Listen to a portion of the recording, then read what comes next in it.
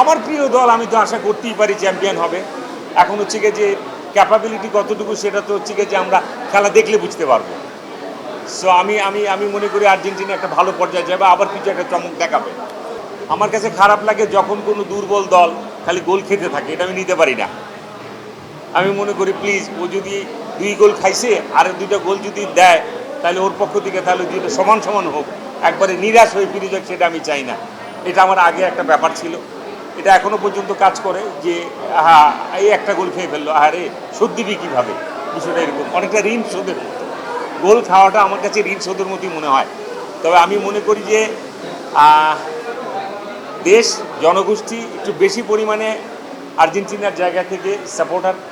আমি অনেক আগে থেকে আর্জেন্টিনার সাপোর্টার, তবে একটা সময় আমার সমস্যা হতো, আমি বলতাম আমার দল ম্যারাডোনা, তখন আমার মাথায় আসেনি আর্জেন্টিনা নামে একটা দেশ আছে এবং সেটা হচ্ছে কি যে, তো ওই সময় একটু ছোটো ছিলাম তো, তারপরে বুঝলাম আর্জেন্টিনা মানি হচ্ছে ম্যারাডোনা, ম্যারাডোনা মানে আর্জেন্টিনা। তারপরে তো একে একে করে আমরা তো মেসিকে পেলাম, তারপরে তো অন্য দলে রোনালদোকে পেলাম, হিট প্লেয়ার পেলাম, নেইমারকে পেলাম। তো বিশ্বকাপটা আমি খুব ভালোভাবে এনজয় করি। একটা সময় যেরকম করে এনজয় করতাম না, এরকম না। বিশ্বকাপটা এখন আমার কাছে মনে হয় কি যে আজকের খেলা, অর্থাৎ বলে তো লাভ নেই, মনোযোগ না দেবার কোনো কারণ নাই। কারণ আমি আমার বন্ধু বান্ধবদের যদি ফোন দিই কী করছিস, বলে যে খেলা দেখছি, তো অটোমেটিক খেলাটা আমার দেখা হয়ে যায়।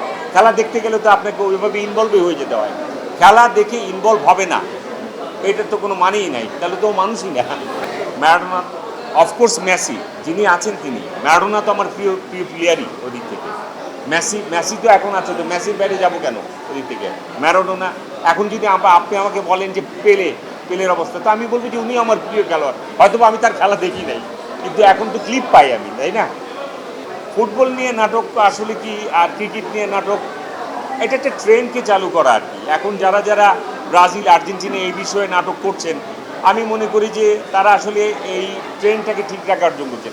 এটা একটা স্ট্যান্ডবাজি হতে পারে, অসুবিধা নেই। দর্শক যদি নেয় অসুবিধা কী?